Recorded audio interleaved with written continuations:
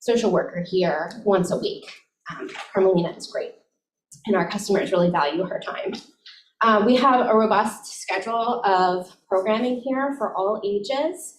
Some of our community favorites are our quarterly family STEM nights, which focus on STEM education for kids 6 through 10, and our immersive escape rooms.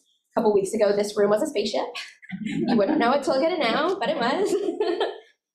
We are also working on expanding our programming in the community. Last year, we started a monthly family story time at Historic London Town and Gardens, which we're very grateful for because it allowed members of the community to come to London Town without paying their entrance fee. And starting in the spring, we'll be having nature hikes and story times at a couple of parks on the Mayo Peninsula. This year, we were also very lucky to have a refresh in the building, including new flooring and paint throughout the building. And we also consolidated our service desk. So we used to have a great big info desk out there, and now everybody is behind the same desk. And we continue to work on small and large changes in the building to make the branch more welcoming for our customers. If you didn't have time to take a walk around before you came in, if it's been a while since you've been here or you haven't, I encourage you to check out the branch before you leave. And thank you all again for coming. We're happy to have you here.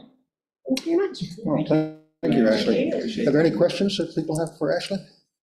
I have one. Can you, which I know the answer to, but maybe everybody doesn't. What is an ABM? Oh, an assistant branch manager. Okay. Sorry. I have a quick question about the social worker. You share that one position with a couple of other branches? So our social worker, Carmelina, is here on Mondays. She also goes to Deal and she goes to Annapolis. And there's a second social worker who visits 2 other branches in the northern part of the county. And how are they library staff then, or are they external? No, they are part of the Department of Social Services. Okay. Yeah, and they do their work from our branch once a week. Got it. Yes. Thanks. Good. Are there any additions or changes proposed to the agenda? And may I have a motion to approve the agenda? I so move. Second? Second. All in favor? Aye. Opposed? Approved then. And a motion to approve the minutes of the meeting of November 17th. Are there any additions or corrections to them, to those? Then may I have a motion to accept the minutes as submitted? I move to accept minutes. And second? I'll second. All in favor? Aye. Thank you. So in the absence of Jim Eastep from the meeting, as the chair of the Governance Strategy and Organization Committee, I'll ask Skip to introduce a couple of guests. Well, I'm very pleased to introduce Dr. Joanna Tobin, who is the chair of, it's chair, right? President of the Anne Arundel County Public Schools Board of Education. Board of Education. And Zachary McGrath is the student member of the Board of Education. They are here just to talk a little bit about what it's like having a student member. We are not expecting to have any kind of votes or anything else. It's just to give you all a chance to ask questions, learn about how it has worked for the last 50 years for them to have a student member of the board. And then I think it is at the January committee meeting, I guess that's the governance committee, will be considering whether and how to recommend having a student member for our library board of trustees. And then if they do make a recommendation at that meeting, then it would go to the February meeting of the full board, but that'll depend on the discussion that happens in the committee meeting. So I think with that, why don't I just turn it over to Dr. Tobin? You can just tell us about it, and I know people will have questions. If anybody who is coming in through Zoom has a hard time hearing either of them, maybe raise your hand on the screen. I'll kind of keep a lookout, and if so, we'll make sure that I think the mic is going to work well, but I'll watch for it to make sure. And be sure you just speak clearly and loudly. So. Thank you. I'll do my best. Thank Thank you. So thank you all. I'm very grateful to be invited here. As Skip mentioned, I'm president of the Board of Education. I'm especially here to be with happy to be here with my old friend and former teacher, Chris, who many, many years ago when I was going through the master's program at St. John's, actually was the tutor in the seminar that I was in. So I'm delighted to say a few words. I'll try to be brief and then turn it over to the person who can really speak about being a student member. As you may or may not be aware, we are, as far as anybody's been able to run this information down, the only school board in the country with a student member with full voting rights. And this has been the case, as Skip points out, for many, many years. I believe it was the 75-76 school year when it began. And actually a professor in the department where I got my PhD at Georgetown University was that first student member who had full voting rights. I cannot speak highly enough, both of the students we have come into the program and the impact of their work. I think that I can safely say every decision we've made that I've been a part of since I've been on this board is better because of the student members who we affectionately call our SMOBs. Odd name. And I think the fact that they have full voting rights is actually very much a part of that, quite frankly. Because there is never a time that Zach has to go out of the room while the rest of us make a decision. And that's critical in really developing that full student voice in everything you do. His predecessor, his immediate predecessor, Bunny Omasori, who was our student board member last year, was involved in, frankly, one of the most complex and weighty things any board has to do, which was hiring a new superintendent. Also making the decision whether to continue the contract of the previous superintendent. Those are very difficult decisions for any board to make, but students, and that's a huge responsibility that students take on, but in my experience, they not only take it very seriously, they bring an incredible perspective to those decisions. And I think certainly the superintendent we hired, Dr. Bedell, who, if you haven't had a chance to meet yet, I believe you met with him. I highly recommend it. But he and others that we interviewed, I think it was one of the things that they found most very impressive about this district. Not just that we had a student at the table, but the kind of questions and dialogue that the student brought to our to our discussions, and then ultimately to our deliberations. I also believe that the full participation is critical because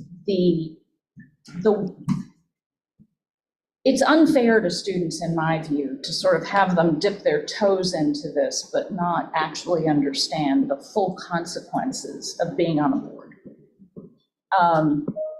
And I think, and Zach can speak to whether or not he agrees with me on this, I think that's a critical part of what students can gain from this process. This is a powerful learning opportunity, I think, for our students. And I think, and sometimes, and Zach may have encountered this, I know Bumi did, I know Drake did, sometimes you make decisions that a lot of students don't like. And you sort of have to deal with that. You have to understand that goes with the process. And so I would just say also, in a time where, certainly from an education standpoint, and I consider, the public libraries are just a phenomenal partner to the schools, and we couldn't do much of what we do without the kind of support we get for our students outside of their school day from the public libraries. This is a moment of incredible transition for education and for our young people. We have some pretty serious things that young people know they're up against right now. And I think we do ourselves and we do them a great disservice if we don't take every opportunity to bring them into the layers of governance for all our institutions as early as we can, so that they can truly understand, first of all, what a democracy looks like, that all these layers of government, of institutional work that we have in this country, that we, Tocqueville famously said we're distinctive in some ways for our local associations, for this ability to sort of get together and decide to do something. I think for students to be exposed to all of that as much as they can in a very real way is one of the most important things we can do for them now and for our future. So I honestly have to say, I have never seen a downside to this. Now, students, what it takes for a student to do this is a lot. And we try to recognize as best we can that they are first students, that, unfortunately, we're not having the 8-hour board meetings that some of your predecessors had to go through. But Boomi had to curtail Beach Week because that's when we were announcing that our new superintendent had been hired and he was coming back to sign the contract. And, that wasn't what her friends were doing. She had to make a different choice. So it's a huge responsibility. And I would say, I think in our case, one of the reasons we've gotten such incredible student members is that we have a very solid process that they go through, and maybe Zach can speak to that. They're elected by students. And how that works, it's been going for a long time. We have staff members then who work with them all through the year to support them, and it's kind of your liaison initially.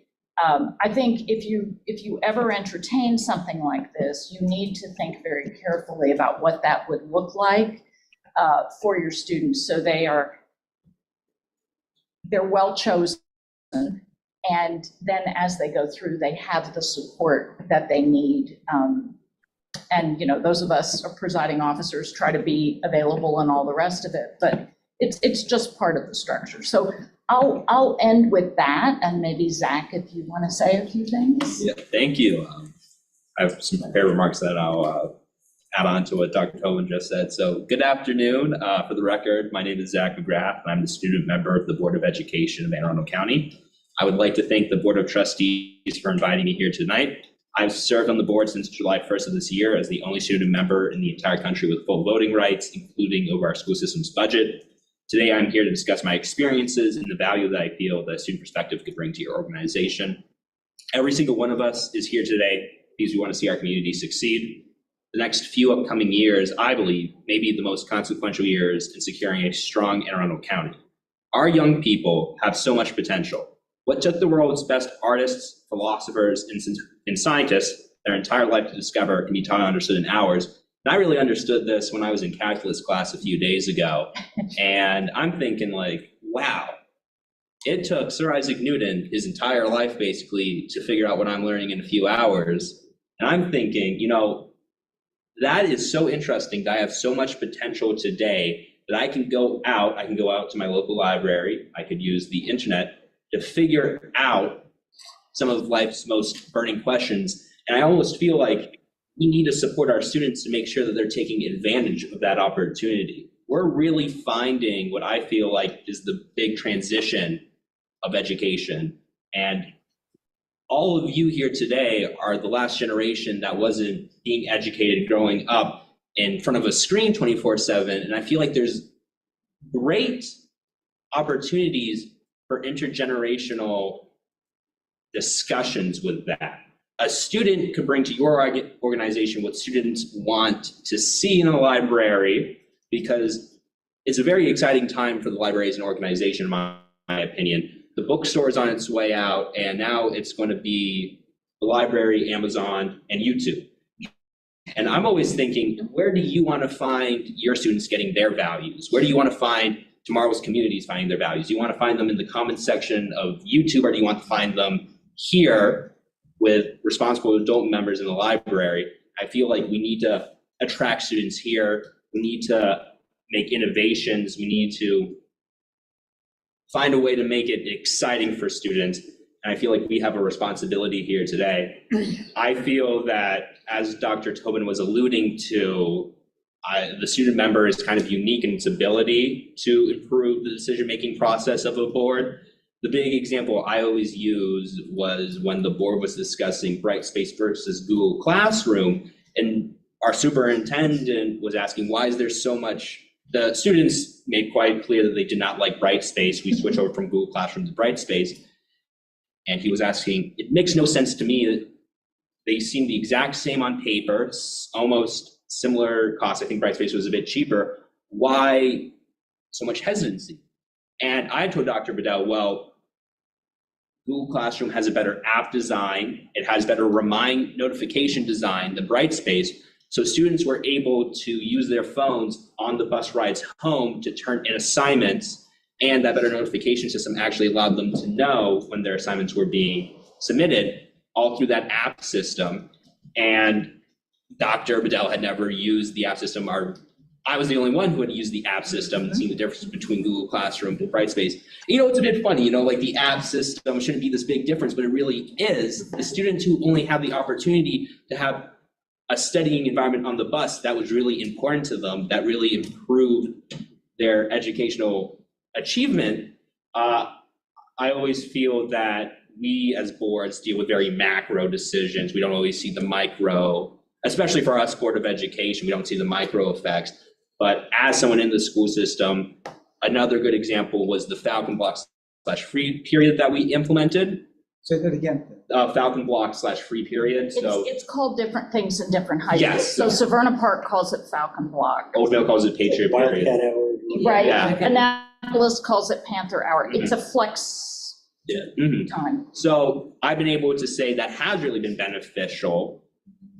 30 minutes may not seem a lot when we're planning it very macro out, but I've been able to, when I didn't have a ride home besides the bus, in freshman year before it was implemented, I had to make the decision between, am I going to redo this test for engineering, or am I going to have to walk home?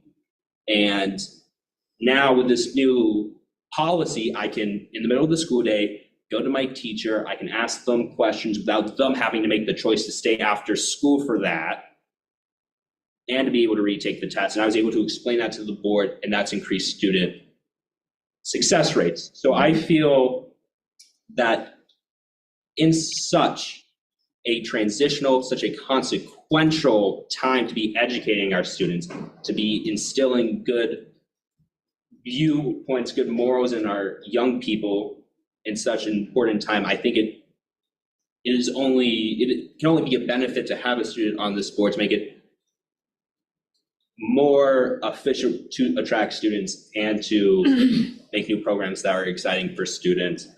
And I would just like to thank everyone here for inviting me.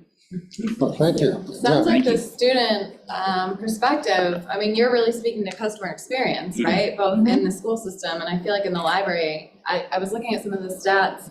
I don't know exactly what the demographic breakdown is of library customers, but I imagine a lot are kids.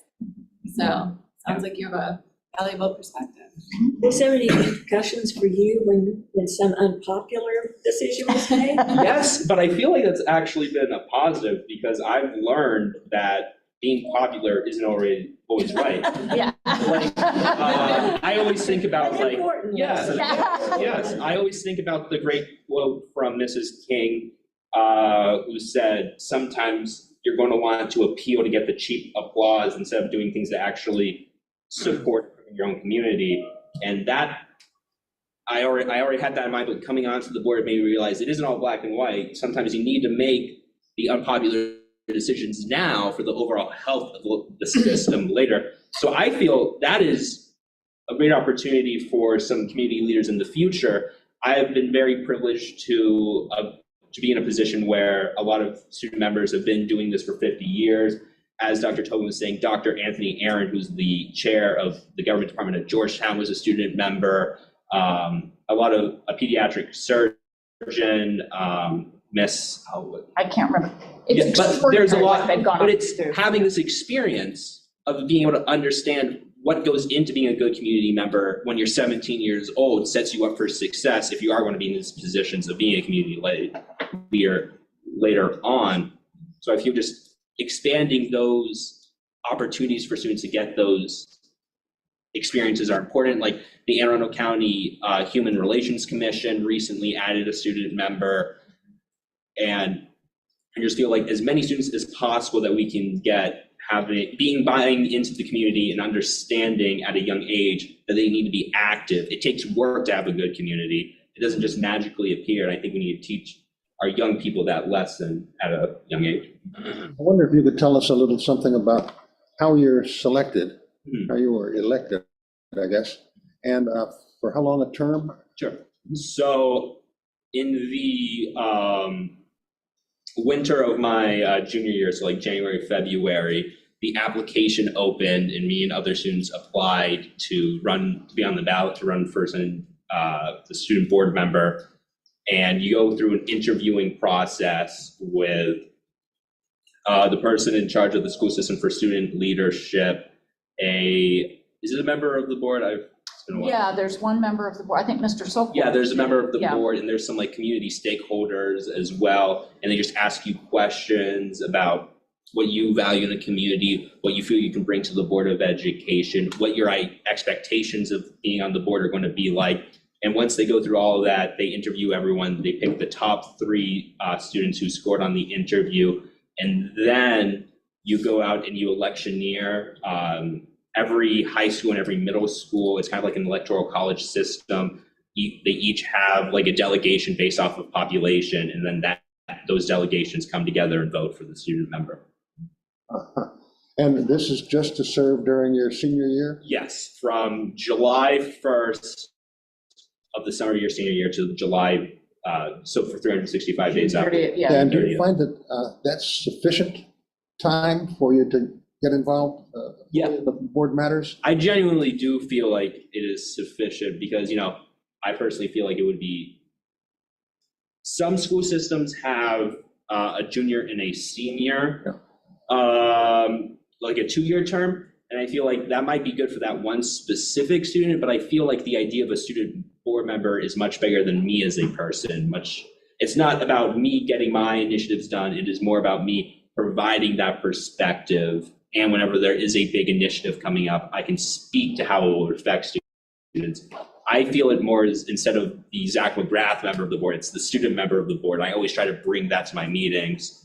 And instead of looking for like my own initiatives, even though I do have them, one of my big initiatives was increasing pay for staff in the budget. Dr. Bedell has proposed a budget to increase staff pay, free AP testing. That was a big initiative of mine, and Dr. Bedell used superintendent action to ensure that. So I feel like I have been able to get some big wins as well. So it's enough time to get 1 or 2 big initiatives done, but that 1-year time ensures that as many students get that opportunity, that experience.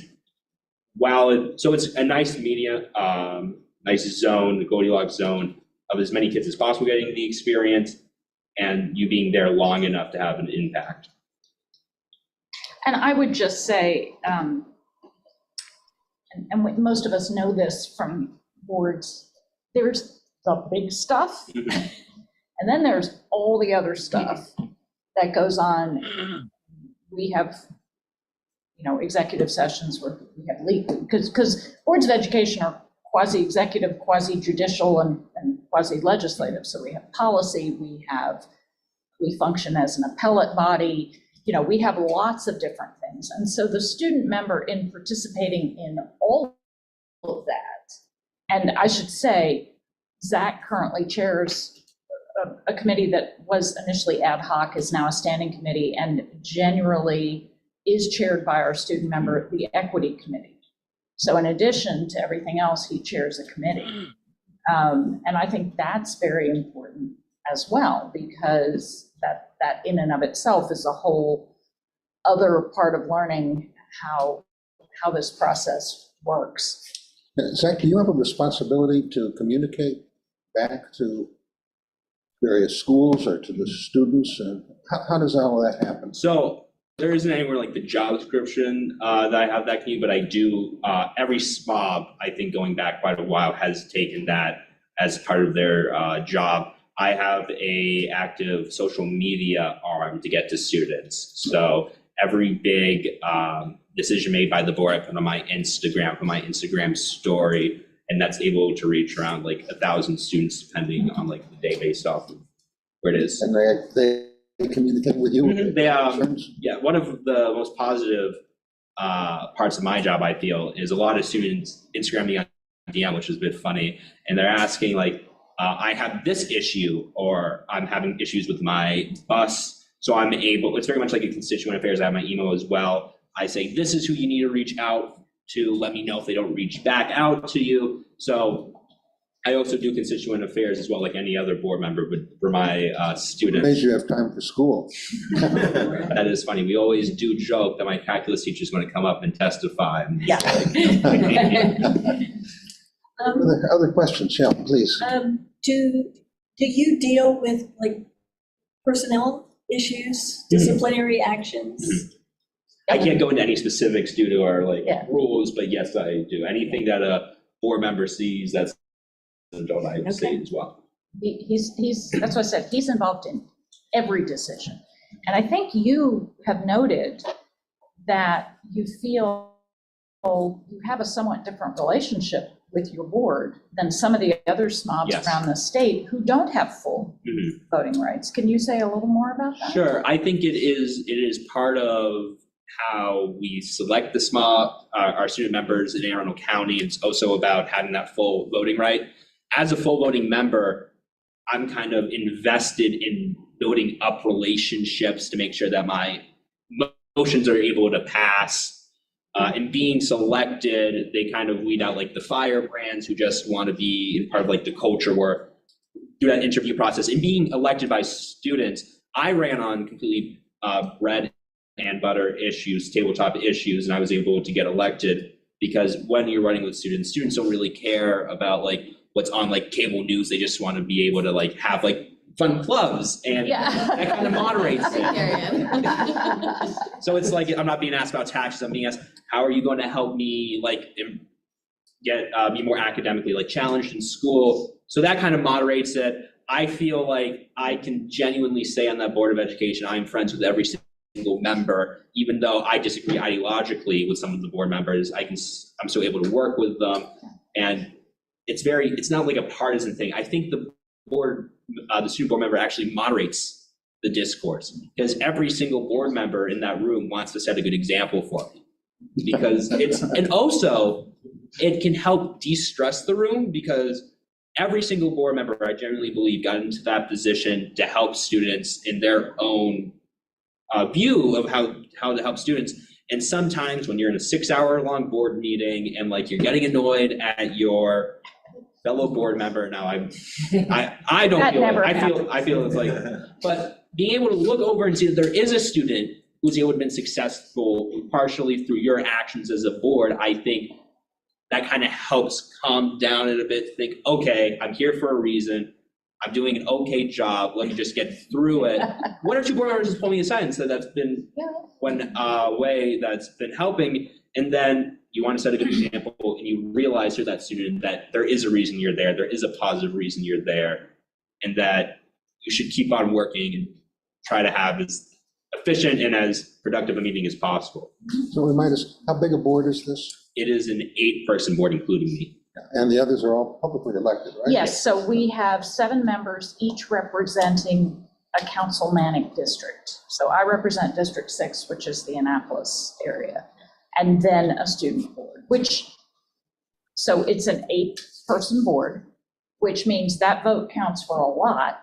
It also means you don't get anything done without 5 votes, which I believe is a good thing. I believe that, as Zach's saying, you have to build relationships and support for something that you want to do for the overwhelming majority of the board. So And how many meetings are there? so we meet, our public sessions are twice a month. We have an executive session before every public session. We have, I think, scheduled on our calendar 9 or 10 public workshops. So about once a month, except for the summers. And those are places where, we ask questions, but we don't take testimony, we don't vote. And then there are committee meetings. So it's a commitment. It's a commitment. Now, our board meeting our public meeting was an hour and a half last night. Our closes are about 2 hours. That's better than we were for a while. So, but it's a big commitment. It's a big commitment. Zach, what was your orientation process like in terms of just getting up to speed and understanding before you were thrown into the? Sure. So the first contact I got was from the 2 previous student members of the board. There's a tradition that the past student board member and the student board member before that call the recently elected student board member and tell them about this is like how privileged you are to be able to be in a county, to have a full voting member. This is what it's going to be like. This is how to manage school and being a board member. And then afterwards, the board president and the board vice president reach out to you. They set up a meeting. I was able to, Dr. Tobin and Mr. Silkworth, I still very much appreciate. They've been great mentors. They talked to me very specifically about like the board member side of it, while the student members taught me about like the student side of this position. And then I met with every single executive officer of like the school system. So the COO, the CFO, Dr. Bedell, who came, it was an acting superintendent when I got on, but next month meet with the superintendent as well. So I met with all the big players in the school system.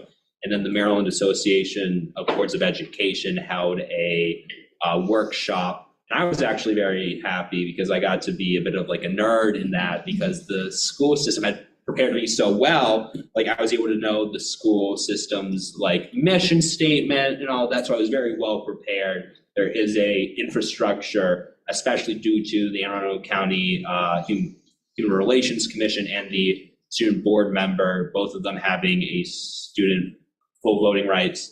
Remember, there is an infrastructure there already in this county to educate a student on how to be a member of the Public Service Commission. And that started right after you got voted in. I got voted in April, and I think the exact date might have been, so like the actual election day was like April 12th. Yeah, Something like that. Something like that. And then I was informed that I was elected like 2 weeks later after they tabulated all the results. And then I was sworn in July, but most of my education happened before I was elected. So I was able to hit the ground running on the board meeting that happened like a few days after I was sworn in. And we have only one meeting unless something peculiar happens, the month of July, one in August. So the goal is for students to come on during a time when things are not as. So let me ask those of you who are telecommuting on Zoom, are you hearing the remarks well? Just, yeah? Do you have any questions yourselves of our guests?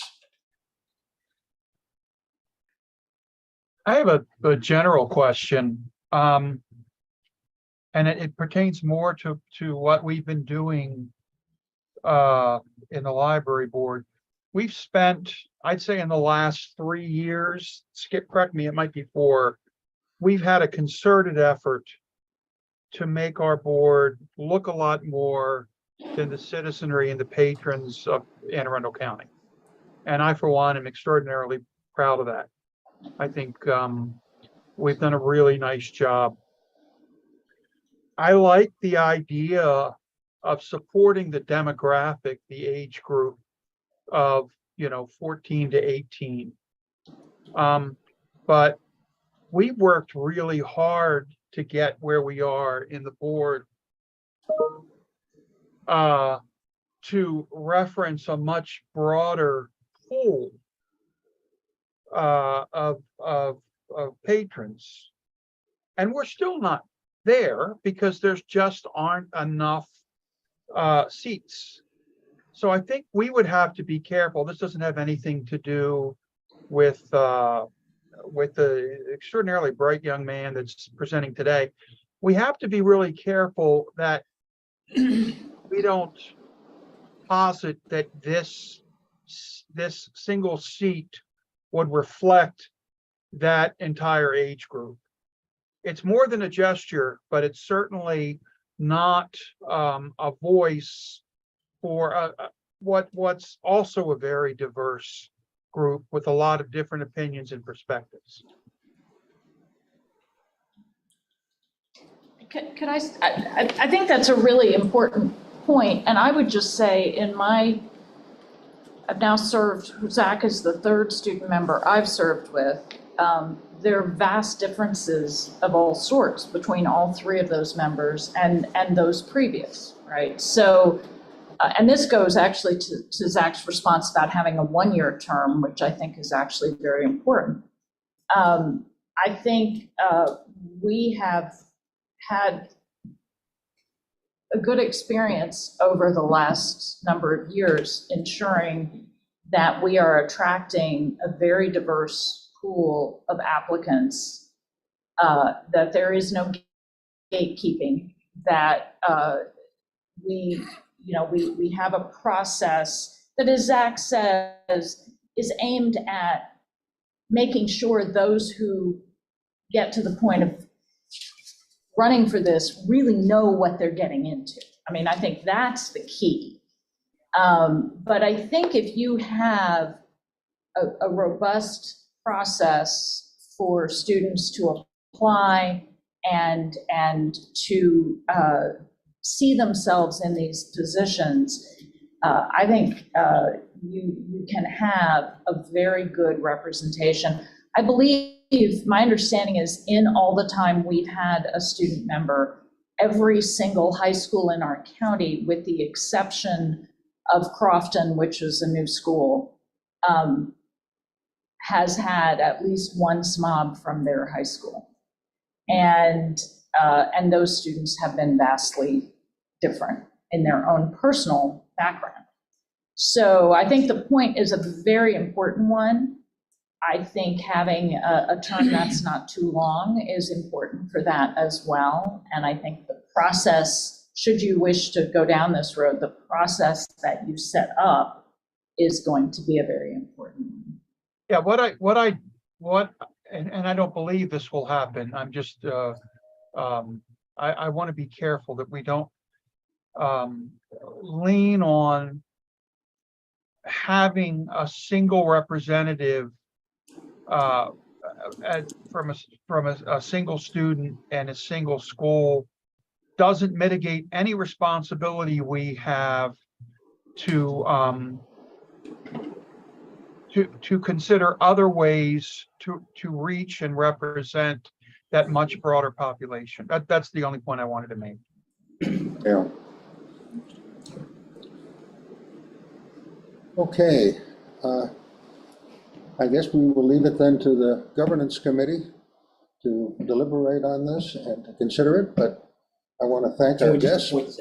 Yeah. Pardon me? No, you can't have that. We're not giving him up.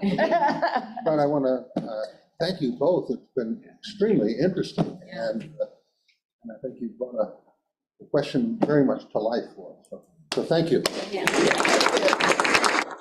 I genuinely want to thank every single one of you, because I don't think I would be in this seat today without the Severna Park Library I actually, little Zach, elementary school Zach, I struggled reading very much so. I don't think I like fully read until I was in third grade, but my mom would bring me here, I would drop off, and I would struggle through presidential biographies of all things until one day it did finally click, and then it might have just been those presidential biographies. I got very interested in history, got very interested in political science. So this system, these libraries mean a lot to me, and I feel like adding a student perspective would aid it, and it just means so much for me for it to continue and for it to be great. I just want to thank you all much for this opportunity. I also, Zach, do you want to say something about what you've just been selected for? Yes, look, I was selected for the United States Senate Youth Program.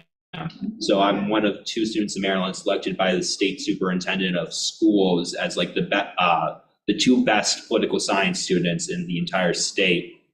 And it's an honor. And I also want to say I feel so privileged to have been able to have the organization to serve with Dr. Tove and the other members of the Board of Education, because these opportunities kind of gave me, not wisdom, I don't claim wisdom, I'm only 17 years old, but to be able to more broadly understand what it is like to work in government, and that you have to be respectful of people who disagree with you. You have to be respectful of people who are different than you, who have different perspectives, who have different lived experiences.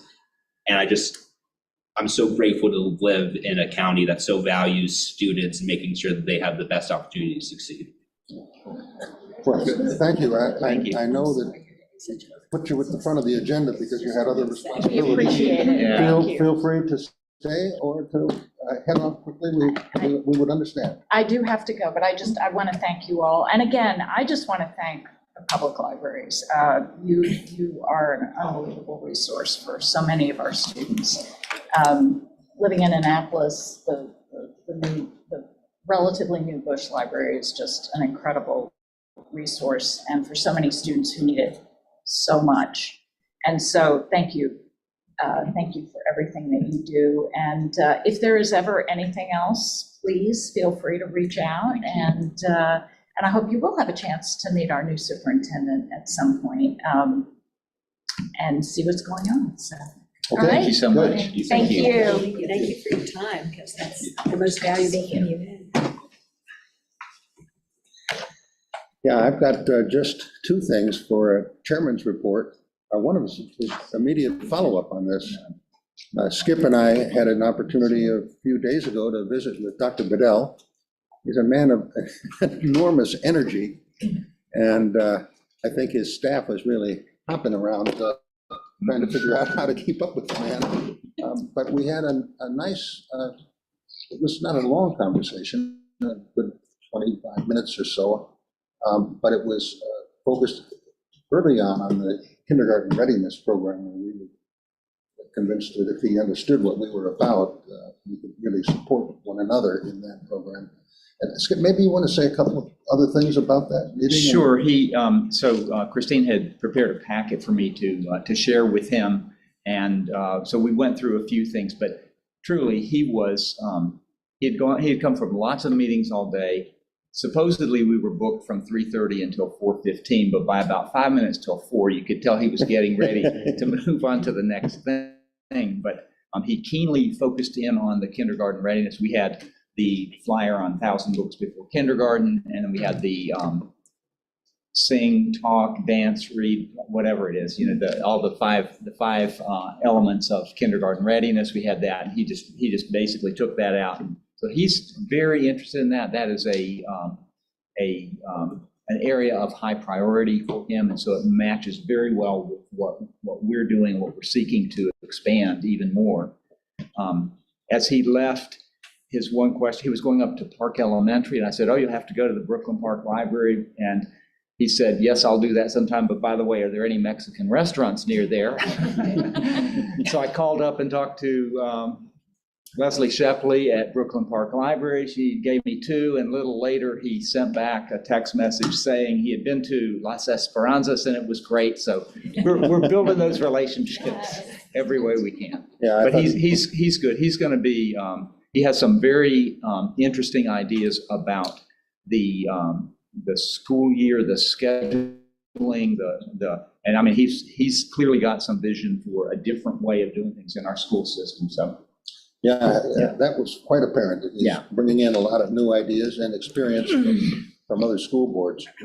The other thing that I mentioned is that the support staff from our executive leadership team has been in contact with committee chairs for our 3 committees to talk about committee meetings and whether it might not be better to provide a little more flexibility. In other words, we have a lot of people who can't make the meetings and are Zooming in. Would it be more helpful to hold the committee meeting by Zoom for that committee rather than in person?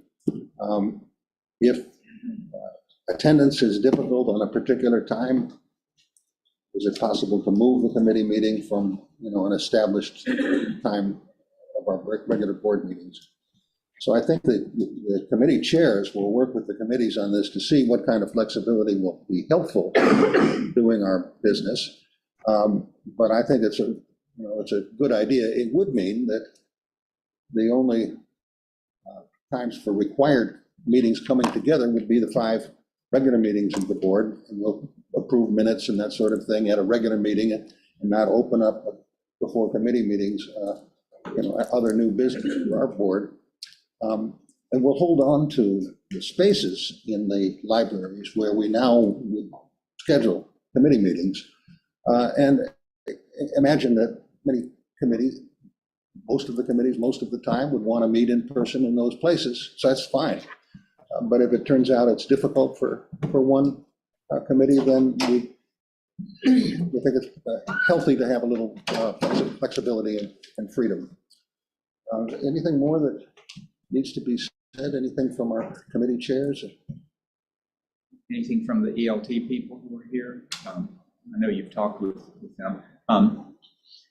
Yeah, I think that the idea would be that for our 5 full board meetings, ideally we would try to get together in person in the locations. I know it's somewhat difficult I think we have 5 people in person, or 6 trustees here in person, and I think it's 9 that are coming in virtually.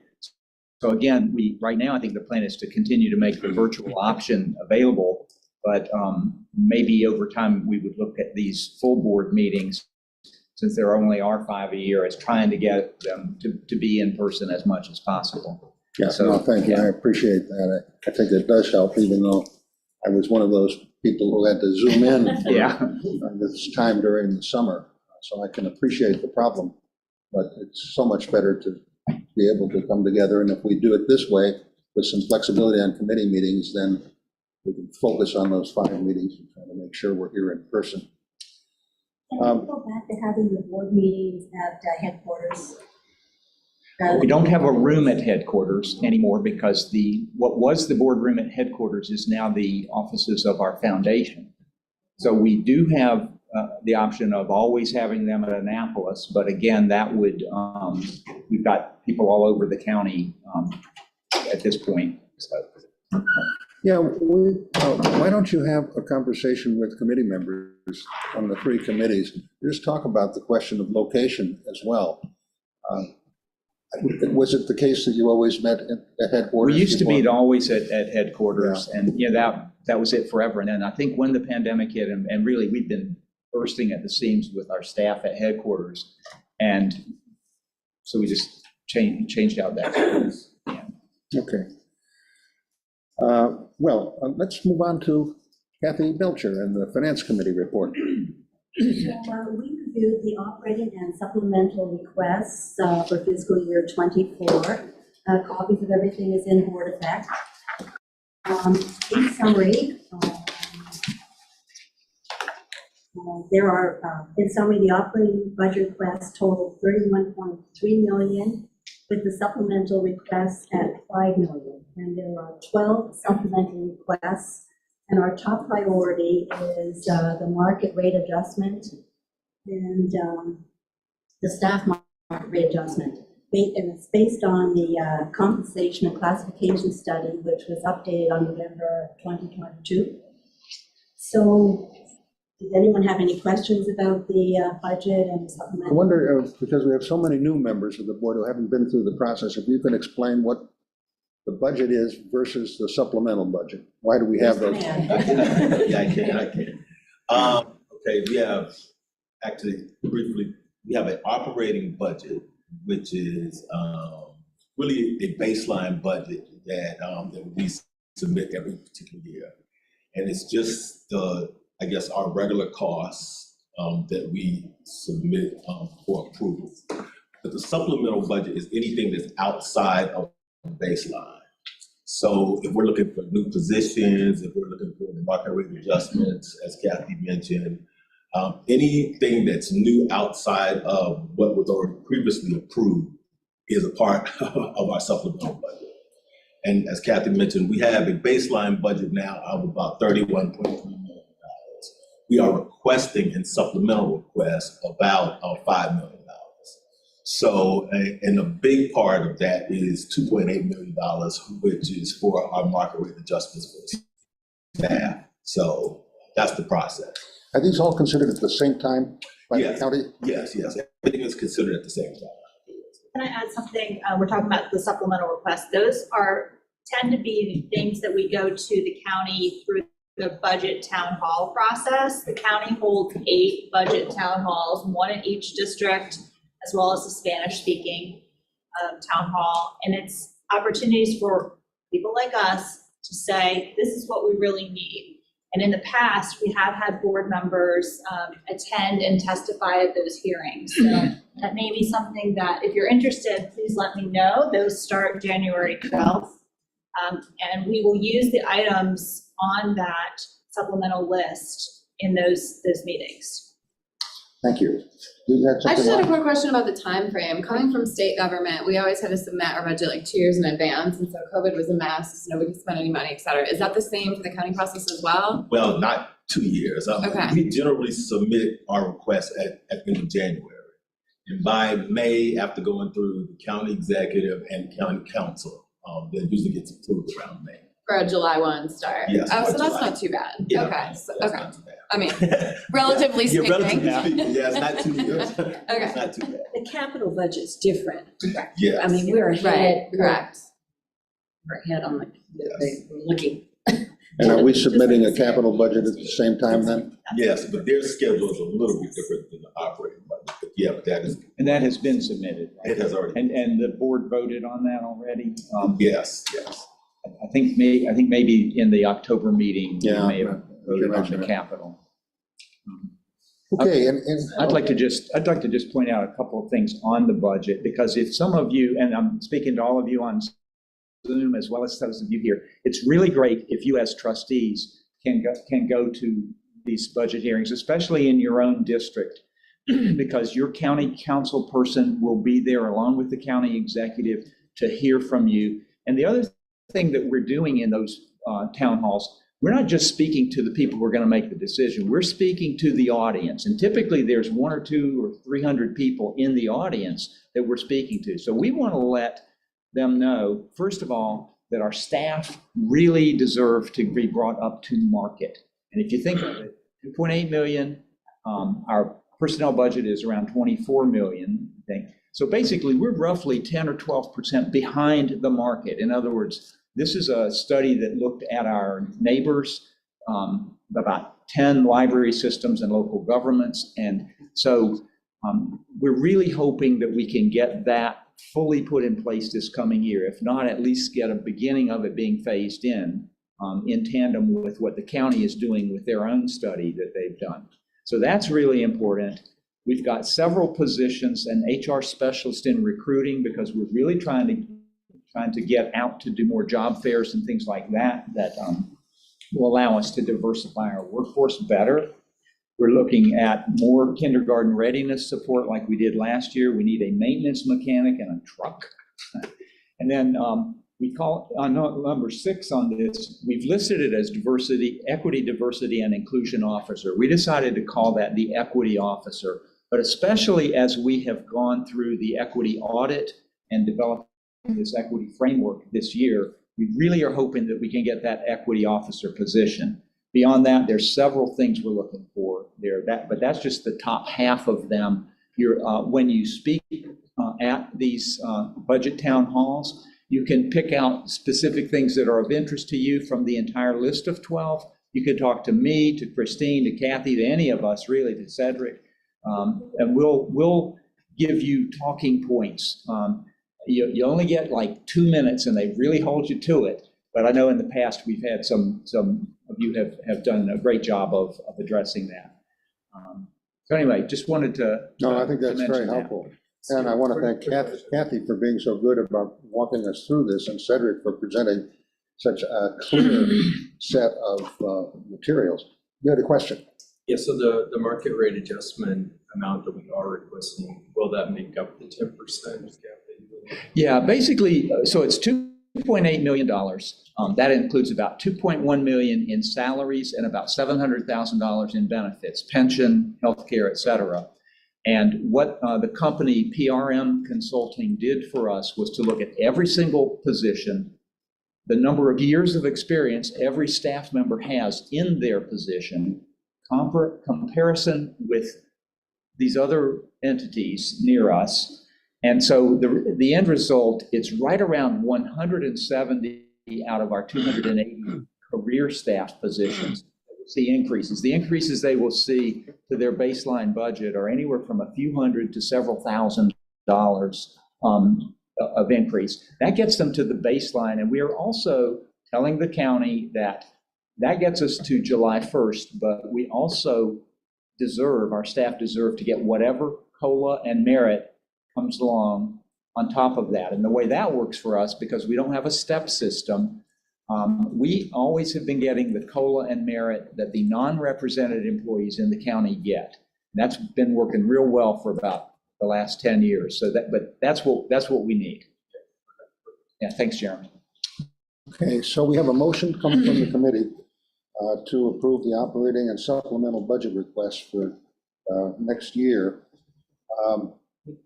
Coming from committee, it doesn't require a second. Is there any further discussion? Chris, I just had one question. I'm here on Zoom. Just in general, how successful has the library been in getting the priority areas for the supplemental budget approved? Yeah, it's a good question. So, Amita, thanks for that question. We won't get all 12 of these. We have typically gotten some of them. We're very hopeful for number 1. And I think our number 4 request for kindergarten readiness is such a strong priority for the county executive that we expect that might come through, although we just don't know.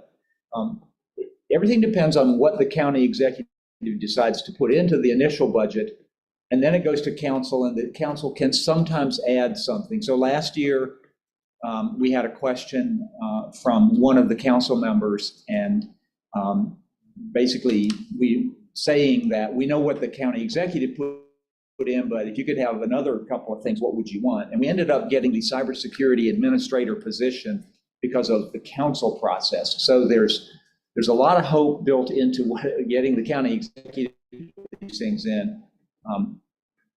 But I would say, yeah, go ahead. I can say just briefly, like last year we submitted roughly like $5.4 million in supplemental requests.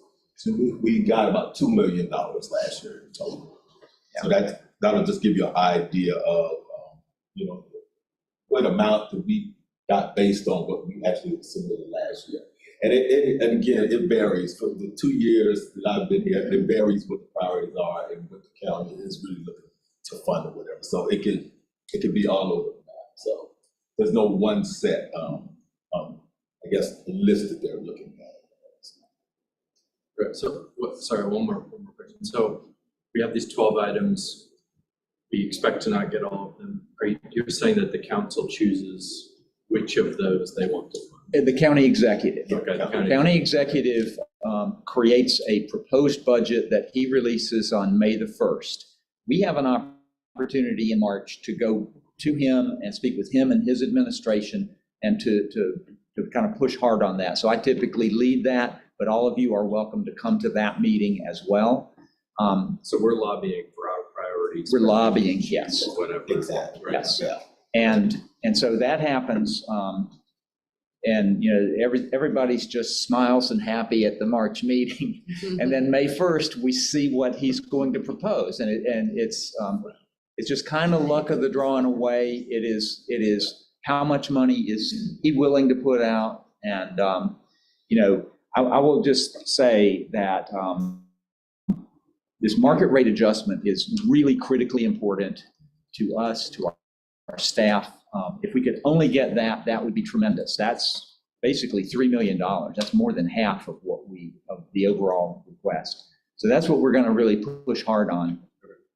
After May 1st, that's when lobbying time comes in for the county council, and there's a presentation to the county council that I lead. Again, you all are welcome to come. It's always good for you to be there, because when it comes down to it, you are given your time, your volunteers, your constituents, your community members. On the other hand, I am the paid help. So, you know, you are the ones who really make a difference, and they are going to be knowing that. And that's why it's so important at these budget town halls to have a presence at the library. Yes. Beating that drum every single time. So we really have multiple cracks at this budget. Yeah. Two formal ones for the county executive and county council, but then there are all these other opportunities to. Skip and Chris and Christine as well, if you can remind us right at the right time Yeah. where we can be involved. Well, absolutely. Yeah. Thank you. Yeah. Anything more from those on Zoom? Okay, then it's time to vote. All in favor? Opposed? Any abstentions? Carried. So we have a second motion coming from the committee. Go ahead, Kathy. So any purchases exceeding $100,000 require the board's approval. And in May of this year, we approved the transaction to purchase books on CD from Blackstone Publishing. Unfortunately, Blackstone Publishing failed to renew their contract with the Mid-Atlantic Library Alliance. So we have reviewed the contract that Frederick County has, and they have given us permission to piggyback off their contract.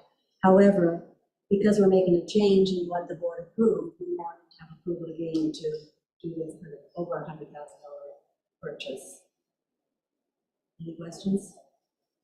Is it the same purchase price, is it the same thing? Yes. Further questions?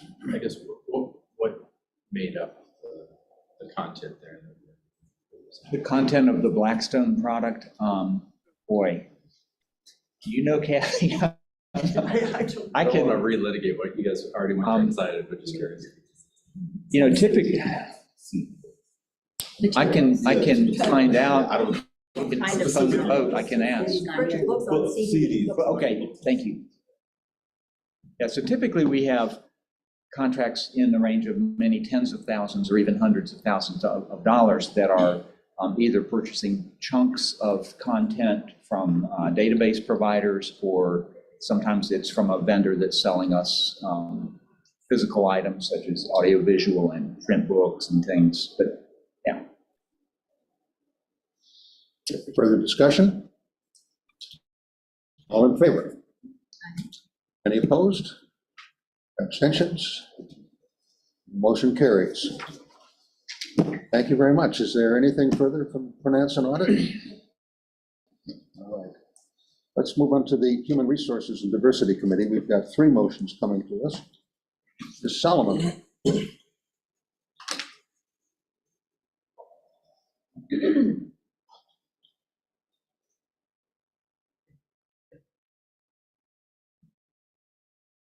Can we hear you, Sandy? Okay. Yes. Okay,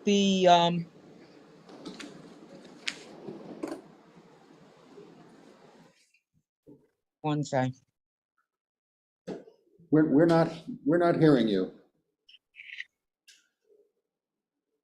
Okay, could someone tell me what the first one was? Because I don't. It's the have code that. of conduct.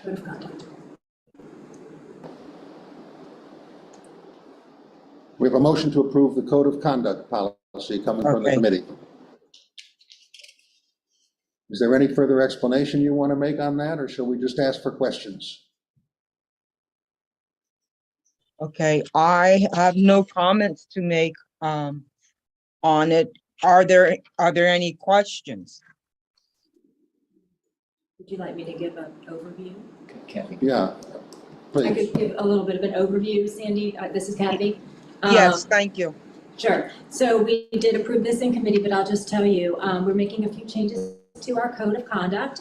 A little bit of housekeeping of the language, but the content-wise, the changes are adding specific behavior about what is not allowed. So the sentence said, respect for everyone shall be maintained at all times. A suggestion that came out of our library equity and diversity team was to please be more specific about what was considered disrespectful behavior. So we added a sentence that says behavior that is racist, sexist, homophobic, transphobic, xenophobic, or otherwise disrespectful towards others is not allowed. And then a few clarifications. It used to just say alcoholic beverages are not permitted without permission from the board, but really that was a little bit misleading because the county council has approved us having alcoholic beverages at library events, but only for foundation events. So that was being misread by the public, thinking we just have to get permission to have this at our event. And actually that's not what it was. So that's a clarification. We're adding a phrase that people are sometimes approaching us and saying, I know you're not open on Sunday night, but we want to have a, pumpkin throwing contest. That's one of the requests we got, or a food drive or whatever. And so those requests, when we're not open, we need to know that that's happening, even though we're not open. So those requests really need to go through SCIP, and that is how we've been doing it, but we wanted to put that in the code of conduct. Let's see, the last thing is we had a request from the Church of Latter-day Saints to distribute literature outside of the Glen Burnie Library. That is a protected First Amendment activity, but proselytizing was not listed here. So in order to just be clearer about what is allowed as far as First Amendment activities, Jay suggested that we put that in there. So those are the content changes to the code of conduct that have been approved by the committee. Any Thank you, questions? Kathy. Sure. Then all in favor of the changes? Any opposed? Aye. And any abstentions? We have one opposed. No, I was approving. I was not opposed. She was just a late eye. I was just, sorry, you just going a little fast, that's all. Okay, I apologize. So we're approved unanimously then. A second motion is to approve the library card registration and eligibility policy. What changes have been made in this one? Would you like me to go ahead, Sandy? Yes, please, Kathy. Sure. So again, we cleaned up some language, but content-wise, the main thing that we are changing is for our sale card. So that's our student library card that all Anne Arundel County public school students get automatically. We are expanding that. So instead of, it used to be just 3 items, now it's going to be 10. We're very excited about that. And we used to be very restrictive about what they could check out. And that is from when we first started this 10 years ago, something like that. We were kind of worried, how's it going to go? Are people going to bring things back? Is this going to be okay? And so we were really tight on it. So we were very, we said only certain things could be checked out. We're taking away all of those limitations. They can check out anything, including books, of course, we're already on there, but entertainment, DVDs, 7-day express items, playaways, lunch packs, everything, even the passes to the museums. The only thing they still won't be able to check out are interlibrary loan items, and that's because they don't belong to us. We get them from outside of our system. So we're just really expanding the sale card, and that is the purpose of this. And then we took out some language that was referring to fines from when we used to have fines. Of course. Just cleaning up a little bit of the grammar and clarifying some things that were repetitious. But the only thing that's really substantive is the expansion of the sale card.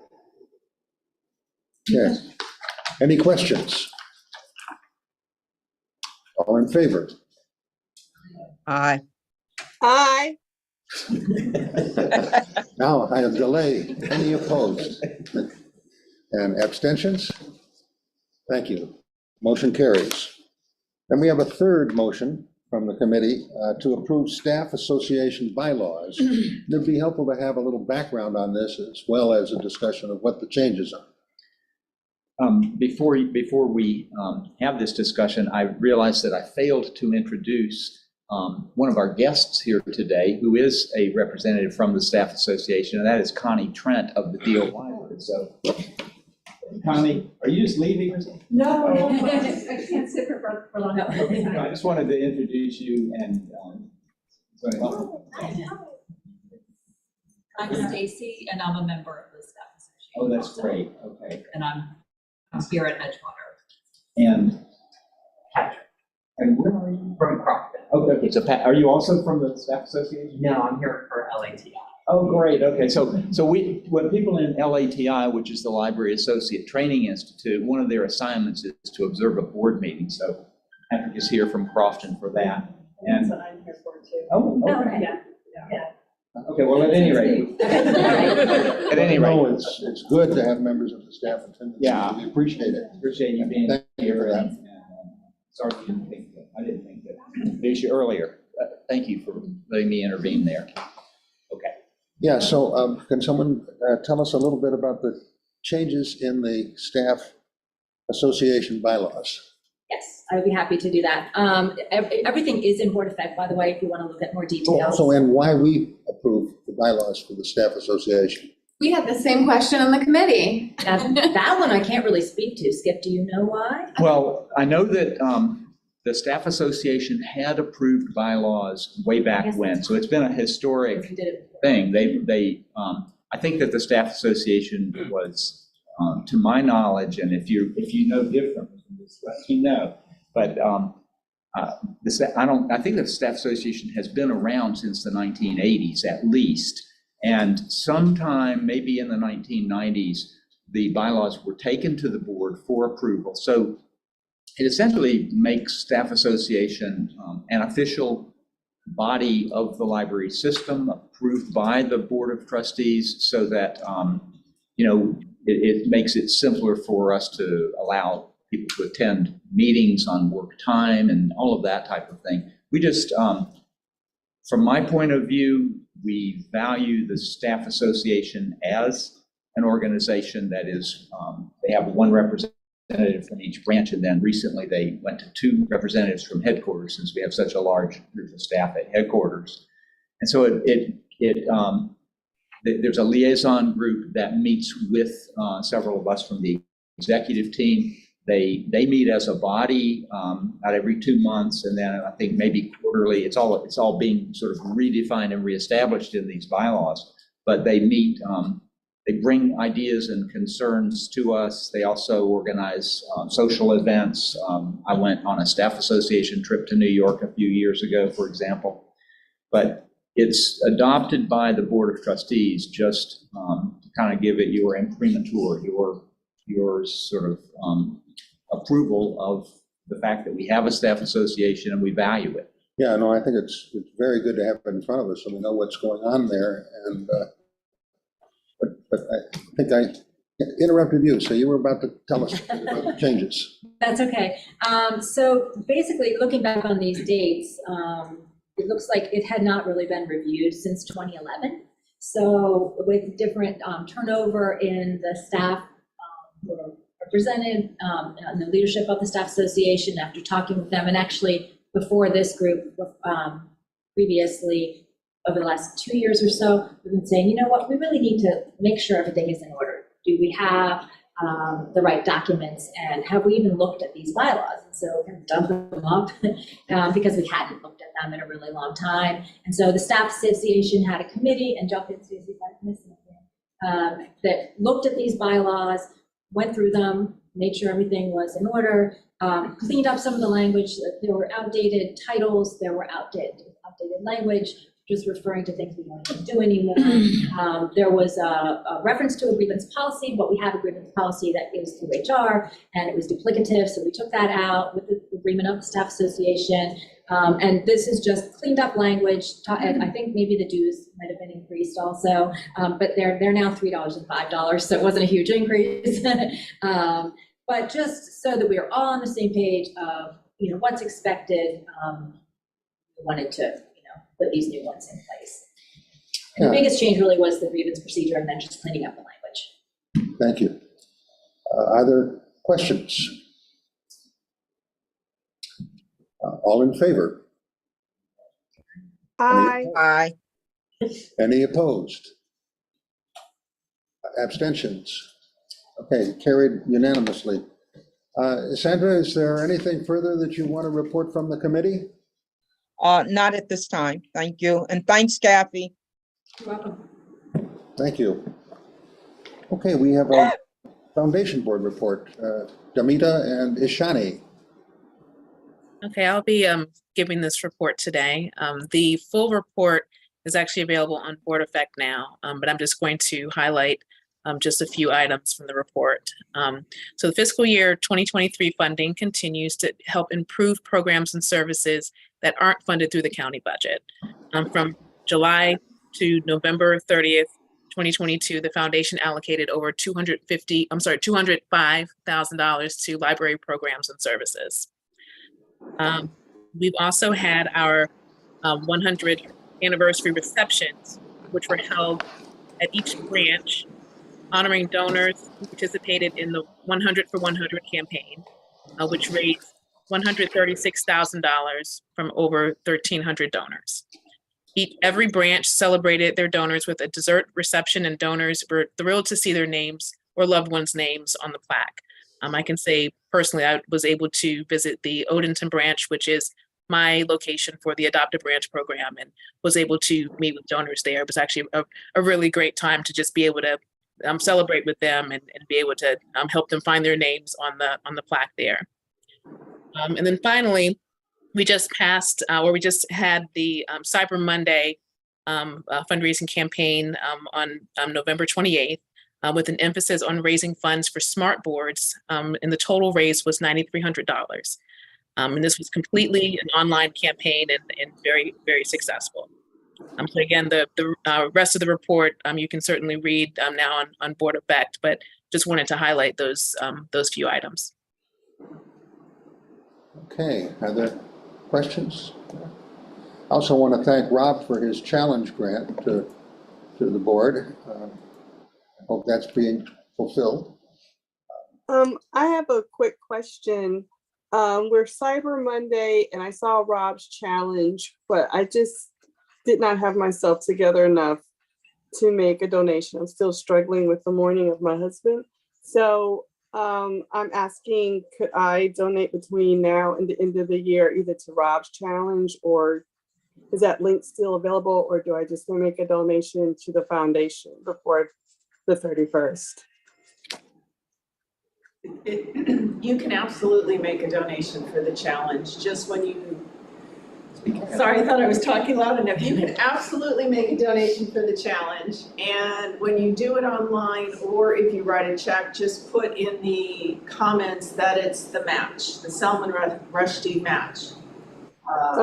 Okay. And I would just like to say, I did go to the foundation, the 100 at the Severn, and a friend came and she made a donation. So it was really nice. It was a great event, and another board member was there. So I thought it was a great event and I enjoyed attending. And I'm happy to email the information out again, so it's right at your fingertips. Great, thank So you. if you get a double email, just ignore it.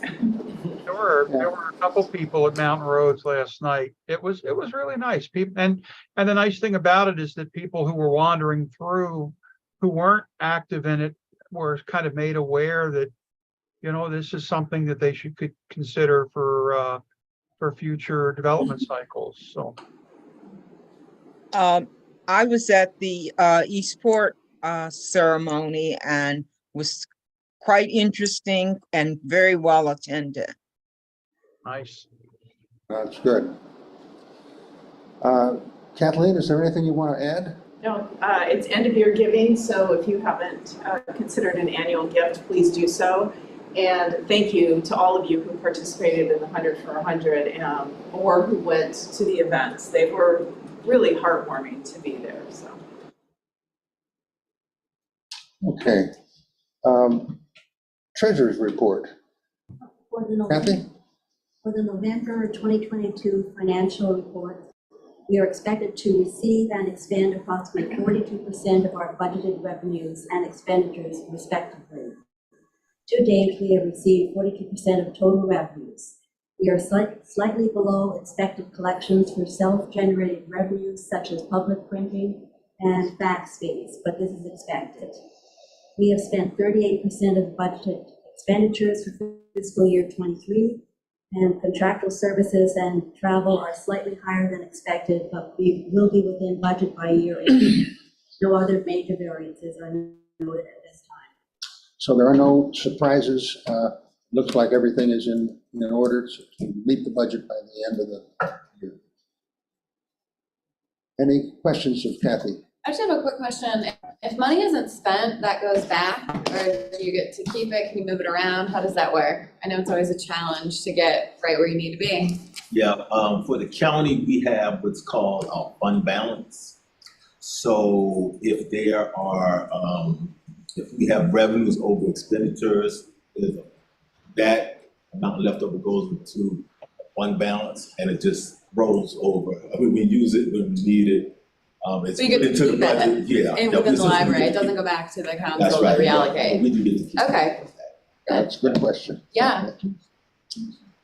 Any further questions? Okay, thank you. Go slightly off the agenda.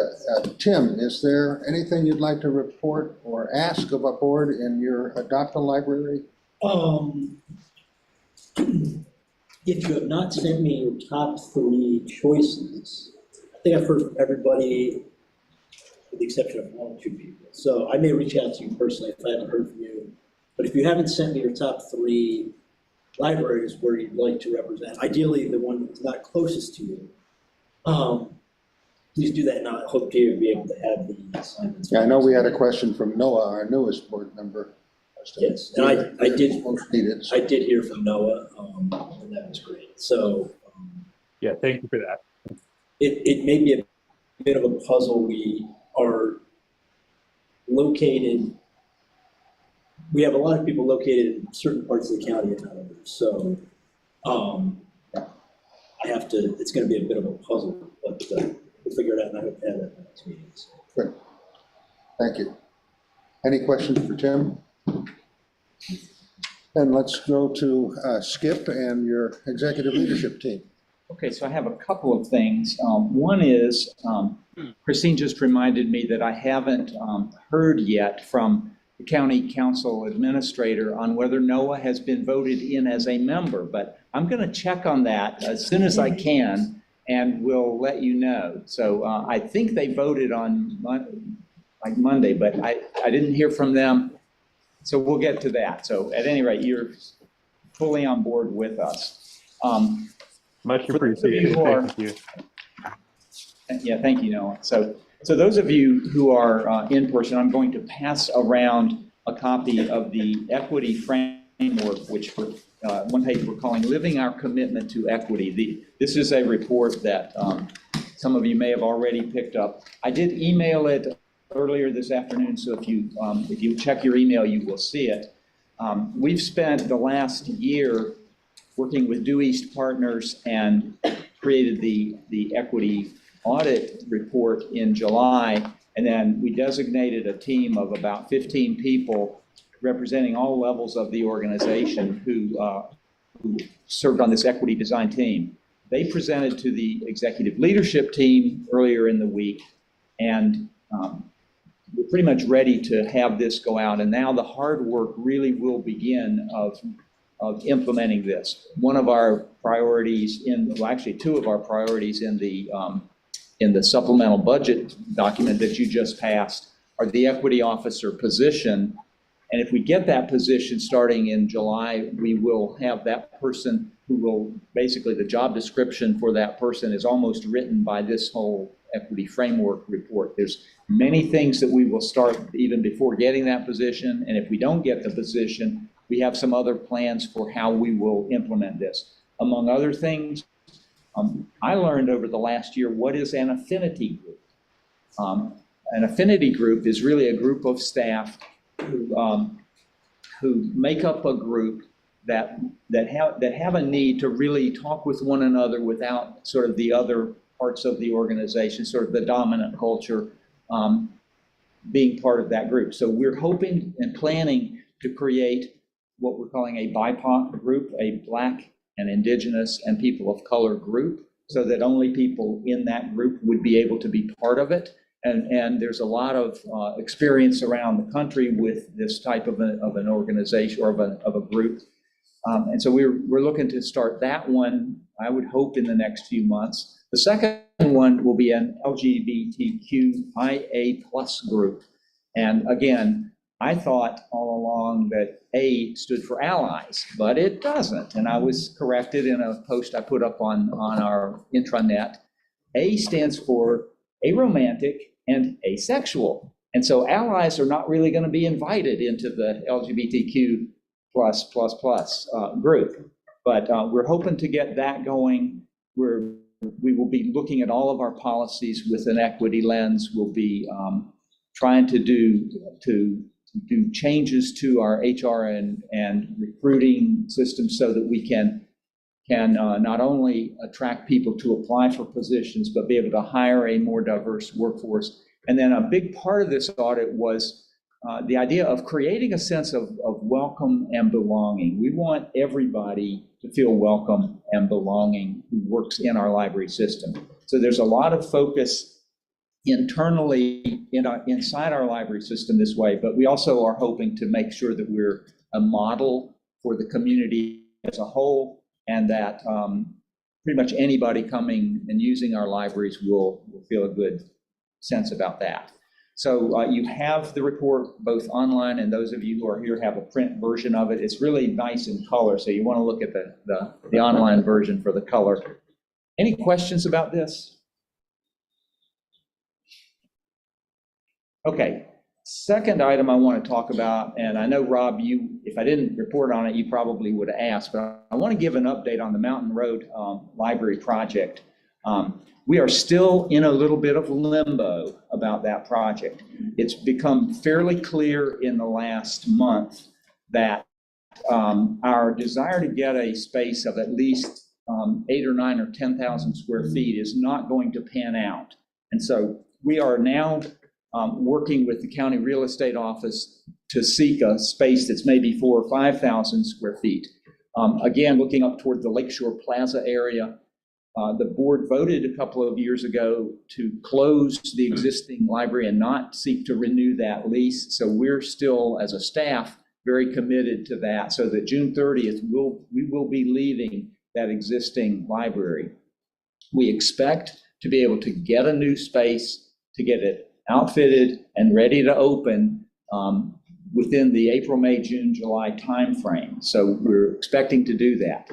If for any reason we could not get a place, then the staff who work at Mountain Road would have another place in the library system. They would move into another place. We would basically work through who's needed where and where can we make the most impact. But that's kind of a last resort. We do not expect that. But anybody who works at Mountain Road Library should feel like 100% confident they have a job. Their job will not be going away. And we hope it is in service to the Mountain Road community. It's just that the existing landlord has been a pain. I'll just leave it at that. A neglectful. Yeah, it's been a difficult time, and I think that the board made the right decision to terminate that relationship. We think we'll have something really positive to work toward, and that'll be good news, we think, after the first of the year. So Rob or anyone else, do you have, oh, Christine, go ahead. I just wanted, perhaps for the benefit of our newer members, for you to maybe share why the landlord has been. Yeah, that's a good point. We've got a lot of new members here. So the Mountain Road Library opened in a shopping center out kind of halfway from, if you know that area at all, at the very end of Mountain Road, you get to Gibson Island, and the people living out there come all the way in to do their shopping around Lakeshore Plaza. And right in the middle of that, right next to the Chesapeake High School, is a little strip mall where we've been since around 1992.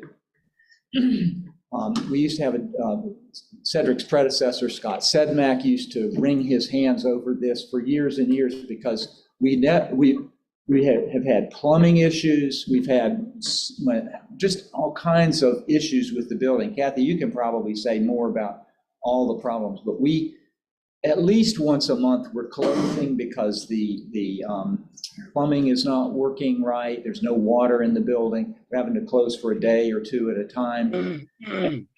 And we just never had been able to get the landlord to really responsibly take care of it. So we said, we're done, and that's where things stand. So. Many of our branches have a similar.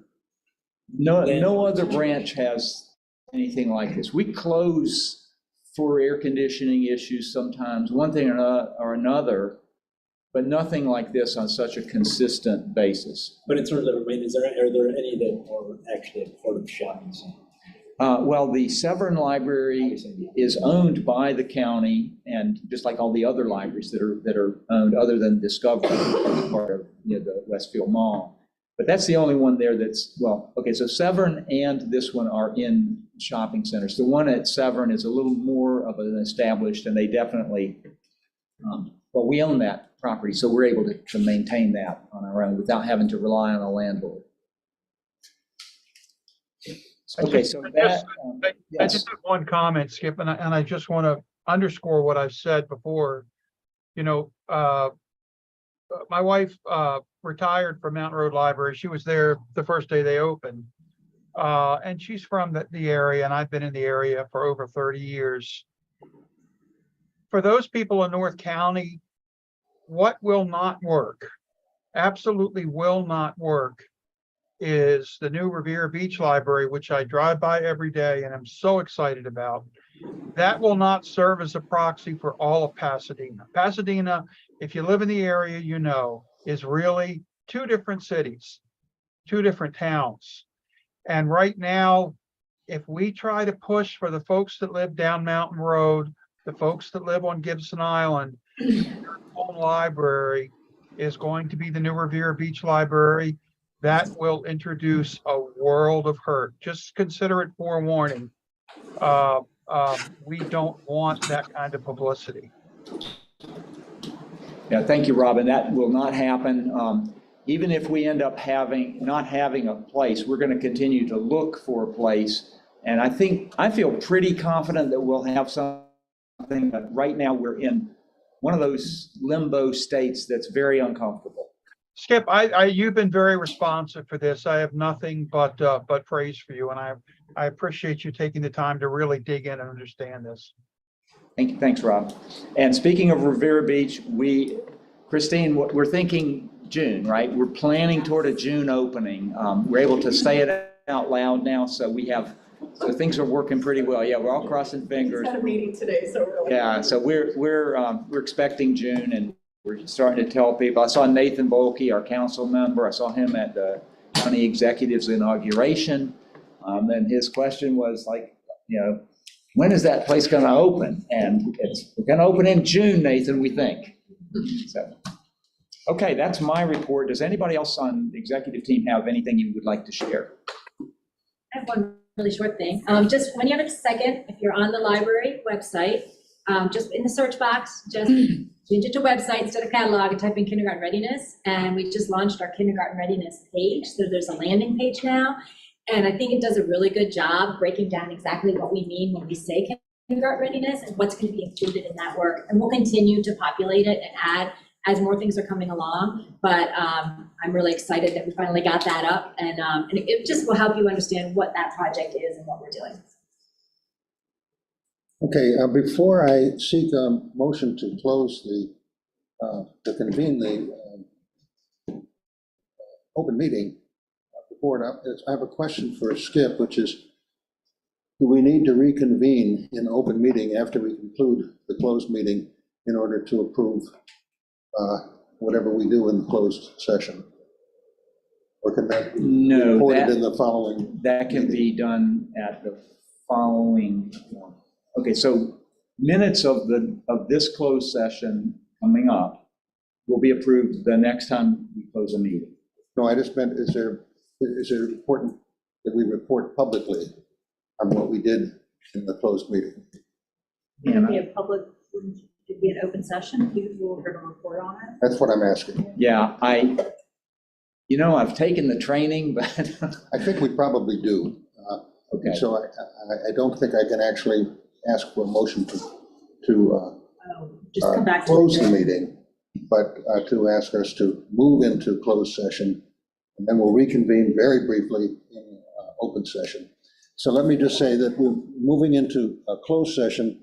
This would comply with the Open Meetings Act, where we are convening to discuss the appointment, employment, assignment, promotion, discipline, demotion, compensation, removal, resignation, or performance evaluation of appointees, employees, of officials of the public body, and any other personnel matters that affects one or more individuals, and to protect the privacy or reputation of individuals concerning a matter not related to public business. So we'll be looking to to approve the CEO's work plan and to approve the minutes of the last closed session. May I have a motion to convene in closed session? And a second? Any discussion? All in favor? Opposed? Approved. Then let me ask everyone to leave, but I'm going to ask Skip to stay for as much of the discussion as we need to discuss the work plan, and then we'll